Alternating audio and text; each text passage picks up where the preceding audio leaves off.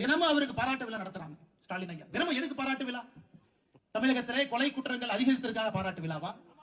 இல்ல பெண்களுக்கு எதிரான குற்றங்கள் நாங்கள் படிச்சு காட்டுங்க 3 வருஷத்துல எவ்வளவு 16,000 தாண்டி போக்சோ கேஸ் மட்டும், அதற்கு பாராட்டு விழாவா? பெண்களுக்கு எதிராக வன்கொடுமைகள் 5,000 தாண்டி இருக்கு, அதற்காக பாராட்டு விழாவா? இல்ல டாஸ்மார்க்கினுடைய வருமானம் 50,000 கோடியை தாண்டி நின்றுட்டு இருக்குது, அதுக்காக பாராட்டு விழாவா? இந்தியாவில் எங்கேயுமே இல்லாம ஒரே நாளில் 2 அமைச்சர்கள் பதவியிலிருந்து நீக்கப்பட்டிருக்கின்றார்கள், அதற்கு பாராட்டு விழாவா? அதற்கு பாராட்டு விழா. இந்தியாவில் எங்கேயுமே இல்லைங்க, 2 அமைச்சர்கள் ஒரே நாள் பதவியிலிருந்து மாற்றப்பட்டிருக்கின்றார். இது லல்லு பிரசாத் யாதவ் அவங்க பீகார்ல முதலமைச்சராக இருந்த பொழுது கூட 2 அமைச்சர்கள் ஒரே நாள்ல மாற்றப்படவில்லை, அவ்வளவு மோசமான ஆட்சியிலும் கூட.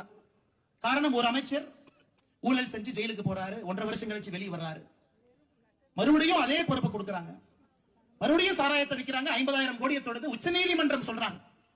எதற்காக ஜாமீன் கொடுத்தோம்? நல்லவங்க நாங்க ஜாமீன் கொடுக்கலீங்க, 1.5 வருஷம் சிறையில் இருந்தீங்க ஒரே காரணத்துக்காக தான் ஜாமீன் கொடுத்தோம். நீங்க என்ன பண்றீங்க? மறுபடியும் அரசு அதிகாரத்தை கையில வைத்துக் கொண்டு மறுபடியும் தப்பு பண்றீங்க.